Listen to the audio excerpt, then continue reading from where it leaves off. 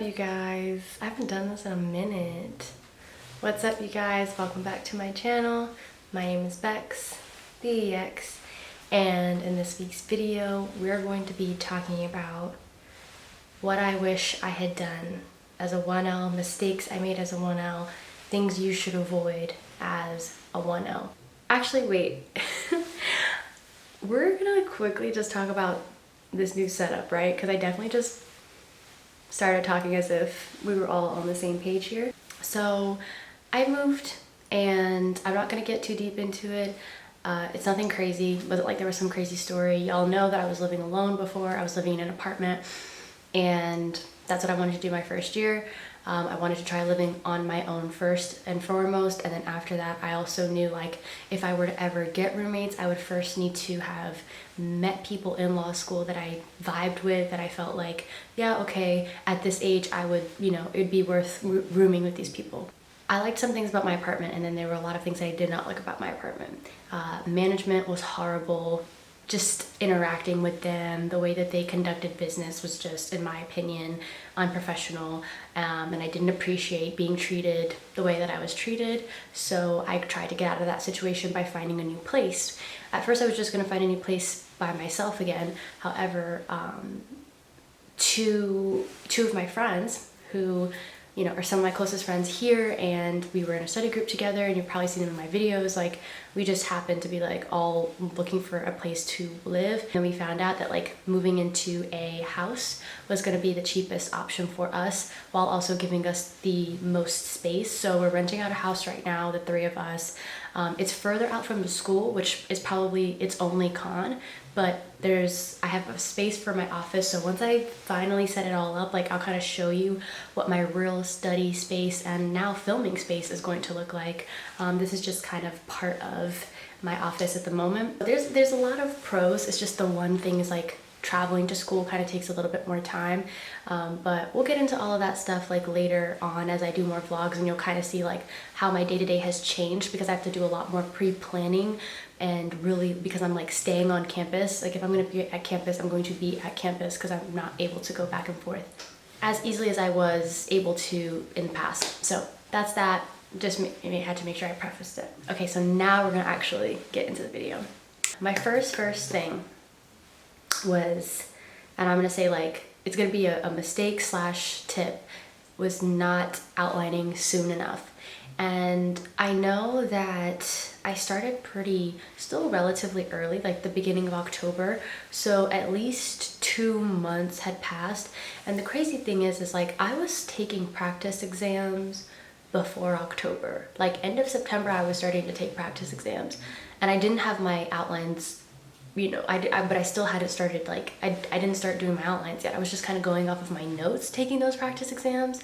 But I think if you guys remember from my previous videos, like, I really hone in on how important it is to do practice exams. But it's even more so important to do practice exams with your outline. So having something that you will be able to assess, like, whether or not your outline is going to be effective on the test. So if you're just taking practice exam with your notes, you're not going to be using those notes on the exam. You're going to be using your outline. So I kind of wished I had done that sooner, so that I was a little bit, I could start taking my practice exam and using those outlines sooner as well. Another thing is, even though it feels like in the first couple of weeks there isn't a lot to outline, or you're like, what even is outlining, right? Just starting to figure out, like, what is your rhythm going to be? Are you going to outline on Fridays, or are you going to outline all throughout the weekend? Are you going to give yourself one chunk of time per class, or like a little, a couple hours here and there for each class? Like, trying to figure out what that's going to be.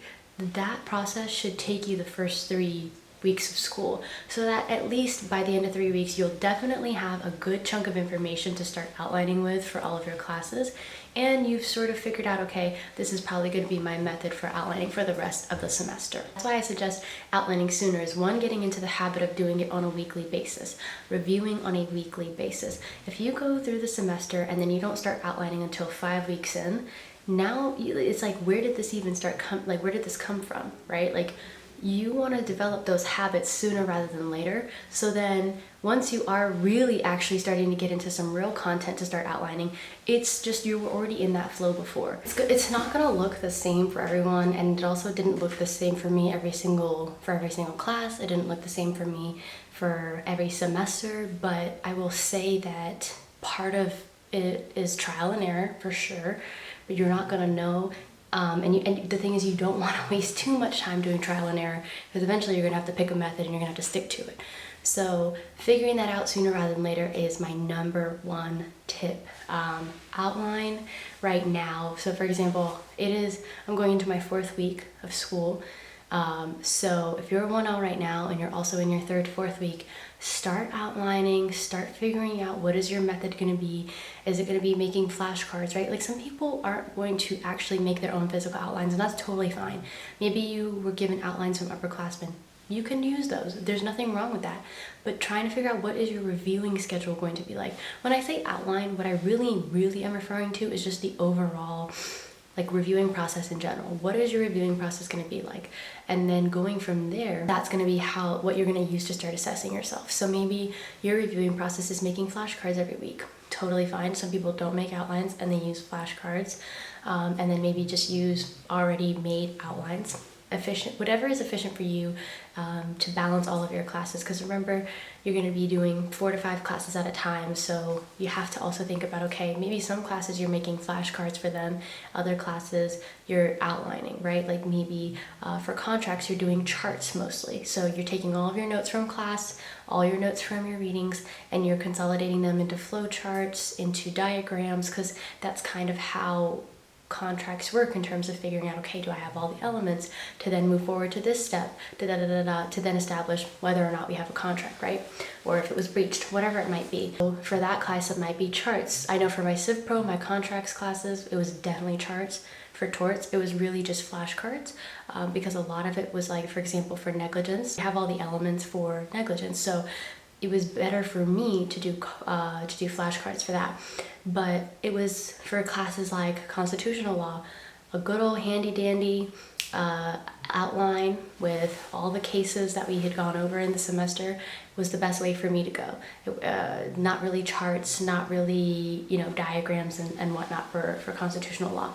So again, you're gonna have to you'll start seeing, right? Like as you go through and you're taking notes, you're seeing as the professor's teaching the class, try to get a sense of their style, try to get a sense of how the class flows and get a sense of what the content requires of you, so that you can decide what is that method of review going to look like for that particular class, and more specifically that particular professor. Speaking of professors, that takes us into my second mistake / tip of advice: to see your professors in their office hours.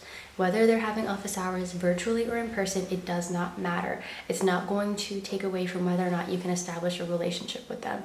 Getting into their office hours, asking questions, just saying hey, is going to make the world of a difference in terms of you building a rapport with your professor, you building a relationship with them, and being able to be, I genuinely believe that once you start to build relationships with your professors, you actually try harder, you care more about the class, you care more about how you do in the class. You also kind of take away from that intimidation factor, and you just start to realize oh, these are just normal people, right? But when you don't break down that wall, it really feels like they're just this dominant, scary authority that you can't ever approach, and that they aren't real humans, and that they don't care about you, because a lot of them do care. A lot of them do want you to come to their office hours. So this year I've tried to make more of an effort to actually connect with my professors, to talk to them, and part of that's probably just coming from being a little bit more confident, just feeling more comfortable at the school, right? And I do think that it's harder to avoid them now. Before it was much easier, especially if your class was completely online. You could really just pretend like they were just in the screen and not ever think about them. But now you see them walking around the halls. As you're walking around, you might pass their office, and you can't help but stop in and say hey if you have a class with them. So I've started to do that more. I've gone physically into professors' professor's office and talking to them after class. And I really do think that that's made me more engaged. That's made me feel a little less intimidated by them. And I hope that over time, you know, it will help me in terms of maybe in the future. Like, you never know when you might need to speak to them again.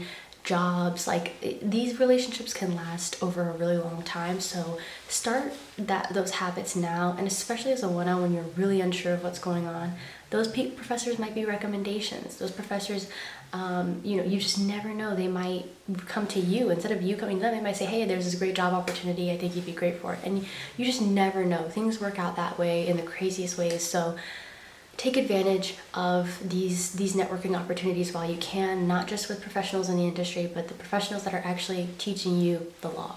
My third sort of mistake, something to avoid, my tip to you guys is not going into the library more, or like finding different places to study earlier on. I think I was really, after a certain point, especially in the second semester, like I was in the house all the time, and I really think that turned me off. I mean, I was already tired, right, and already burnt out, but that really like sort of put me off from like studying in my house and then just studying in general. So I started to procrastinate a lot more. What I really wish I had done was gone to the library more and just tried to do my work there and force myself to work only at school, so then when I came home I could just kind of relax a little bit more. It was really difficult for me to differentiate work from home last semester because I was fully online. Now some of you might be doing hybrid, some of you might be fully in person, and something that I think if I was a 1L fully in person that I would have done was just stayed at school until I finished all of my work. So that home was truly home, so that it was truly just a place for me to relax, wind down. I really struggled, like I said, to put up those boundaries in my house because my house was my school. Now that I'm, you know, in person, I do try to stay at school to study sometimes, but it's much easier for me now to do that, to separate home from work home from school, because I have my office. Before, I was literally just walking from my bedroom to the living room, which happened to also be my classroom. So it was very difficult to create that separation. Now, I don't feel as bad for not staying at school and studying the whole time because I can come home and have my office where I can be productive and then go up to my room or go up to the rest of the house, whatever. So that's really helped, and I really think that figuring out how to find that distinction for you in whatever sort of living situation that you have, hopefully that you'll be able to like stay at school. If not, if coffee shops are better for you, trying to find a coffee shop, but really trying to find that distinction, I think would have been super beneficial for me. I know for sure, like I was getting pretty desperate, so towards the end when we were studying for finals, I was spending a lot of time at the coffee shops, like a majority of my day. I think another thing that's hard for me is that I have a dog, so I have to be home more, but for the most part, like just trying to figure out a way to make that separation and get out of the house if that's what you need, or, you know, create a very specific study space for you that's very separate from your room or places where you like to relax as best as you can. Try to figure that out because, you know, and sooner rather than later. A lot of the things that I'm going to be pressing is going to be like, please just do this as soon as possible, as opposed to waiting, because you think you have a lot of time, but you really do not have a lot of time. Like, it's almost crazy that we're already into a month. By the end of this week, it'll have been a month of being at school already. That's kind of nuts to me, because once you get to that 5-week mark, it's like, okay, that like it starts to really crescendo. So it is a, you know, time is of the essence is what I'm saying. Okay, so I think we're on my fourth piece of advice. Things that I wish I had done better of, whatever.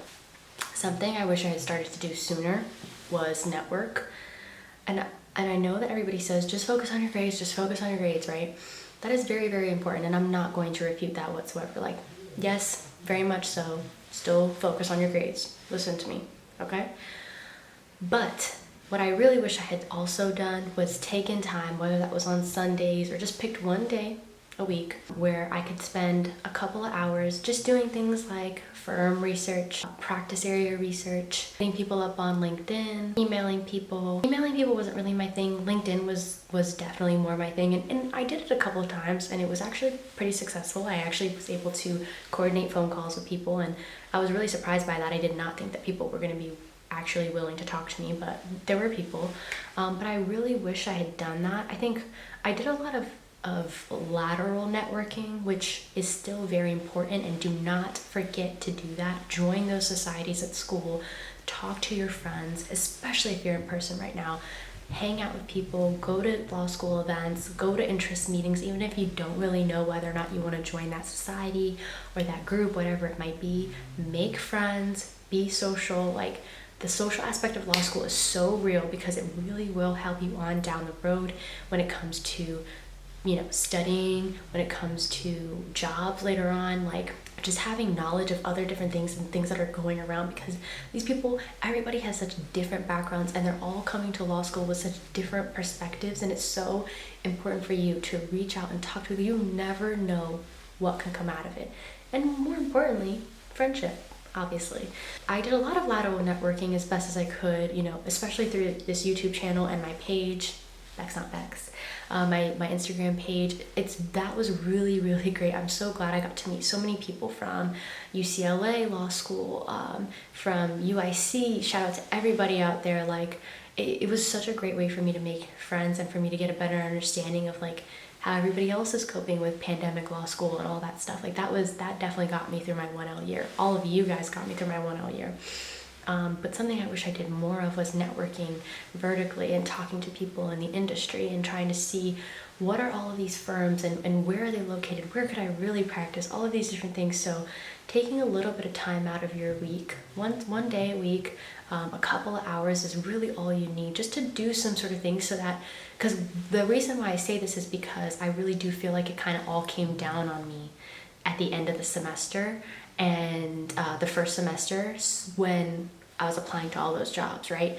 And you guys kind of heard me say like how stressed out I was in that time period of applying to 50 plus jobs and figuring out, okay, what are the firms that are doing the stuff that I want to do, and where are these opportunities? Like, consolidating all of that information, all of those resources, making those folders and just getting that together sooner rather than later, so that once, you know, if you're gradually doing that once a week over time, now you've built up a little bit of a network, at least networking in your city and outside of your city, doesn't matter. You've built up a little bit of a network, you've consolidated all of your resources, so now it's really just time to get your cover letters together. Hopefully your resume over the semester, you've also started adding to your resume, editing it, sending it to your career advisors or whoever it is, you know, whose opinion you trust, and whose expertise you trust, and getting that stuff together so that by the time it's really starts, you know, finals are over, you can just start boom, boom, boom, sending applications out and following up with people and checking in and trying to reach out to recruiters and trying to do whatever sort of like, you know, job fairs, career fairs that your school has, like making your life easier over time so that when finals are over, it is just like you're ready to go. You're not like, it's not all just coming down on you. So that's why I say that.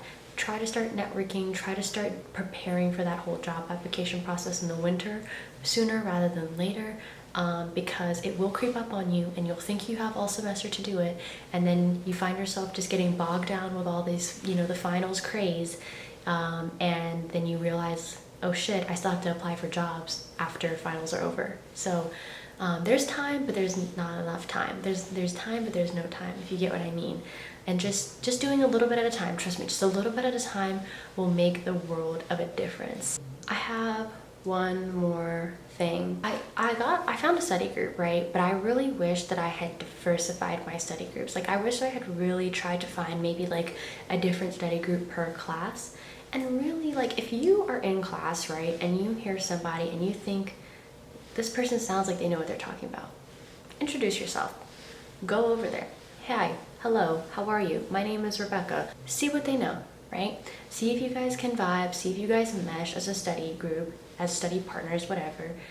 and just see how they study, see what you can learn from them.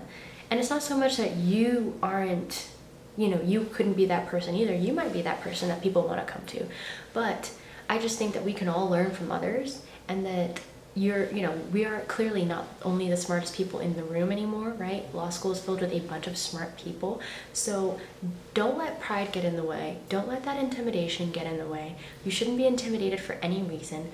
If you feel like this person really knows what they're talking about, or they're really engaged, go talk to them. I feel like I didn't do that enough, and I kind of stayed in my comfort zone a little bit, kind of stayed with people that I would like kiki with on the side, and I was like, oh, well, they could be my study, we ended up being study partners, and it worked fine and it was good. But I still think that like for different classes and for different things, like you should really try to switch those study groups up and see what you can learn from different people. And that's another way to sort of keep networking laterally and making new friends, but really trying to do this the smart way, right? Because there are some people who, yes, this law school is competitive, people don't want to share their secrets, but there are a lot of genuinely good people who don't mind just sharing their outlines, who don't mind sharing their studying tips. Like, there are good-hearted people in law school. I know it's hard to believe, but there are people out there who are willing to help. There are people out there who are willing to share their knowledge. Not everybody's out here to just, they're not all out for blood. Obviously, they still care about how they do, and they're gonna make sure that they, serve their own interests. But if you come in saying, hey, I want to study with you, I think I can help in this way, then they'll be like, okay, yeah, cool, I think I can help in this way.